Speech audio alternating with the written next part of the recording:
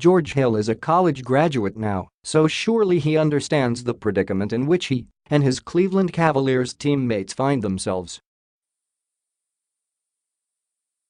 Down 0-2 in the best-of-7 Eastern Conference Championship Series, the Cavaliers have looked slow and lacked energy against the younger, quicker and so far feistier Boston Celtics.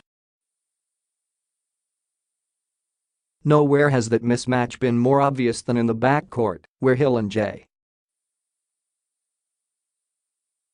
Smith have been not just outplayed, but rendered irrelevant by the Celtics' Jaylen Brown and Terry Rozier. In Boston's 2 victories, Brown and Rozier combined for 72 points, 26 rebounds and 14 assists, while making 29 of their 60 shots, including 8 for 24 on three-pointers. Hill and Smith? They've put up 12 points, 6 rebounds and 3 assists. They've taken 24 shots and made only 5, including just 1 of their 11 shots from the arc. Considering the Cavaliers have been outscored in the series so far 215-177, the 60-point disparity between the starting backcourts stands as Exhibit A in explaining Cleveland's tough spot. Can the Cavs guards flip the script? If they don't, they'll face outrageous odds against them. NBA teams that fall behind 0-3 in best-of-7 series have gone 0-131 in playoff history. If they do, or if they even come close, they'll need better production and efficiency from Hill.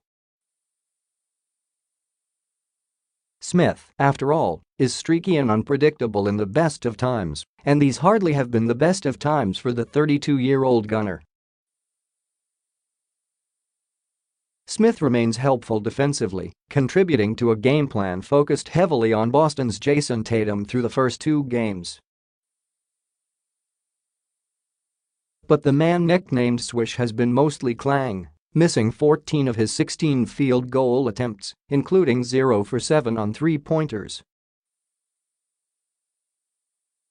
His petulant shove of Al Horford for a flagrant 1 foul in the fourth quarter of Game 2 all but cinched that victory for the Celtics with the 4 points they reaped.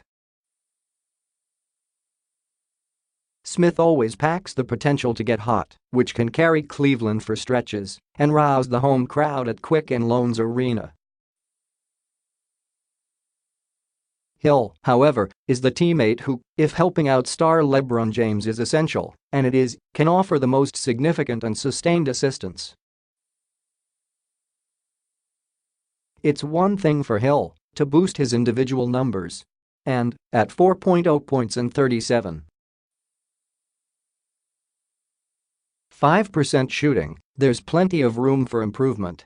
But it's just as important that the 10-year veteran runs the offense at the quicker pace Coach Tyronn Lue craves, creates opportunities in pick and rolls with Kevin Love and others, eases some of the ball handling burden on James, and provides the long wingspan defense on the perimeter that's been such a part of his NBA portfolio.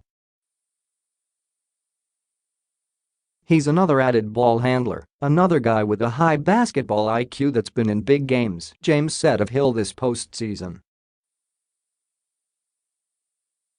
It helps to have that out on the floor, to be able to create, not only for himself, but just being able to create for others as well. The been in big games line on Hill's resume is what was supposed to distinguish him from the other new faces Cleveland acquired at the league's trade deadline.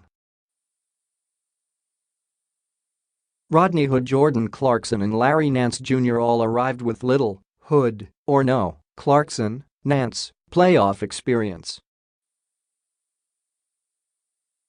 Hill, by contrast, had appeared in 83 postseason games, mostly with Indiana and more than every other Cavaliers player except James, Smith, and Kyle Korver. That experience was supposed to be an asset, and, for a spell, it was. Hill missed 3 games in the first-round series against Indiana with a back injury, but came up big when he returned for Game 7. In the sweep of Toronto in the East semifinals, he averaged 10.3 points on 53.3% shooting. But Hill, who returned to Indiana University Purdue University Indianapolis last weekend to pick up his new completed liberal arts degree and speak at the school's graduation, hasn't given the Cavs the stability they sought. Overall, he has averaged 8.6 points, 1.9 rebounds and 2.1 assists, and his 11.1 player efficiency rating is his lowest in the playoffs since his rookie season, 9. 8. I'm trying to figure it out myself, Hill said. I think a little bit of just trying to be more involved defensively, not waiting until a play is possibly called, and things like that to go do it. Make some things happen defensively, where I can get active and get some easy baskets or crash the boards, and taking it coast to coast and things like that. He added, I've just got to be more assertive. Beginning now with Game 3, or perhaps never for Hill and the Cavs.